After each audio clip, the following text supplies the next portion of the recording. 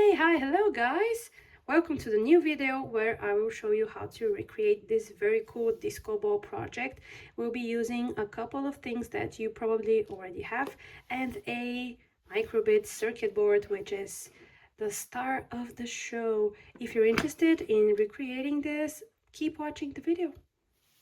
This is everything you will need for the project. 4 crocodile clip cables, a microbit circuit board with some optional external batteries in a battery cage, scissors, 3 different LEDs, whatever colors you feel like, a ping pong ball, and a hot glue gun with some hot glue or silicone inside.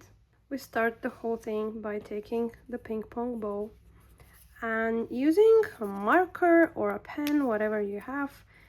You just have to mark where the 3 holes will be, where we will be inserting the LEDs. This is one, this is the second place, this is the third place. These dots have to be close enough for you to be able to take all of the minus legs, the shorter legs of the LEDs, and kind of twist them all together here in the center. Just take the scissors and very carefully pierce it and create the holes.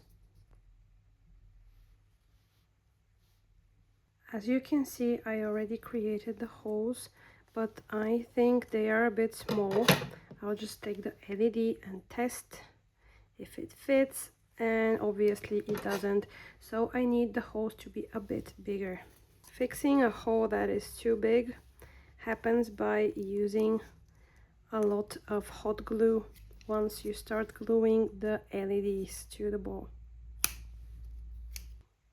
Take an LED, look at the legs. One of the legs is shorter than the other. The shorter leg is the minus and the longer leg is the plus, the anode and the cathode of the LED. What you need to do is place the LED inside the hole. If the hole is too big, don't worry, just hold the LED before you glue it, and you need to point the minus leg, the short leg, to the center of the ball. So I've done this already. As you can see, the minus legs of the LEDs are facing the center of the ball. Let me show you how to do another one. I take the LED, I see which leg is the shorter one. This is the one, so it has to go like this, so it faces the center of the ball. Then using the hot glue gun, I just add a bit of hot glue or silicone so that the LED will stay in place in a minute when the glue sets.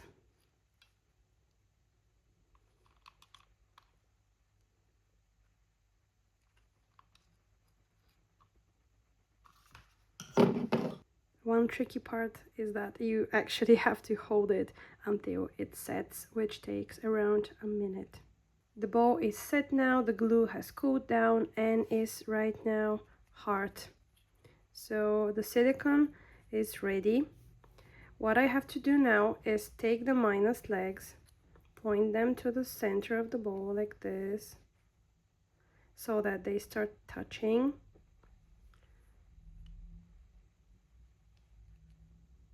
Like this.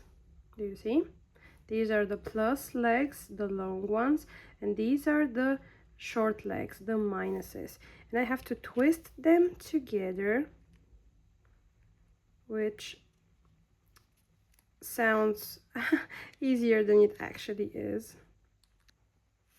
Okay, there you go. The minus legs are all twisted together in this knot right here. This is the wiring diagram. Let me show you how to connect the whole thing, the wiring part, so that it's ready to be coded and tested. Each plus leg has to be connected to either pins 0, 1 or 2. It doesn't really matter if you pin this one or whichever, they just have to be on a separate pin. So I take the plus of this LED and I pin it I clip it to pin 1 to pin 0. Now pin 1 is going to be for the next plus leg, this one, and the last plus leg is going to be connected with this cable to the next pin, which is pin 2, like this. What you have left to do is connect all of the minus legs, the knot that we created here, the twisted legs.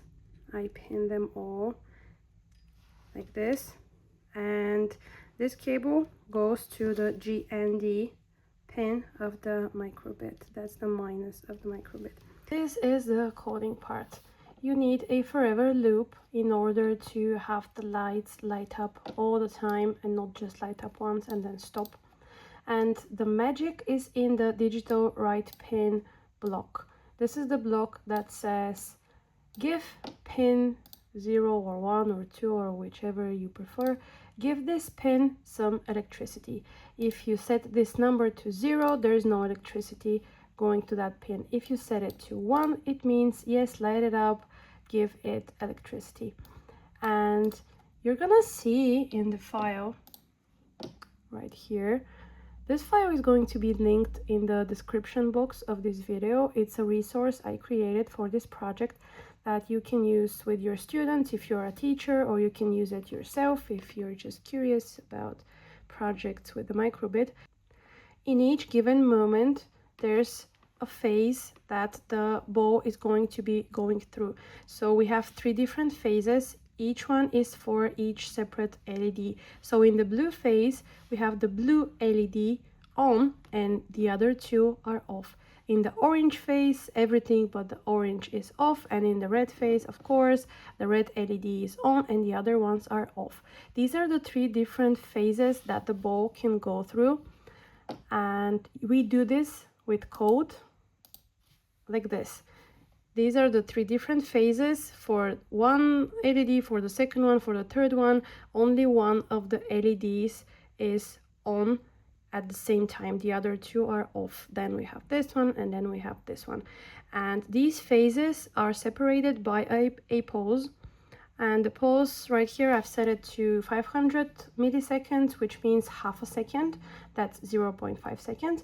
You can switch that to whatever you like. You can even type it down with the keyboard or choose something predefined like 0.2 seconds. And right here you can see how the electricity is going to go through the pins and how the delay looks like between the phases.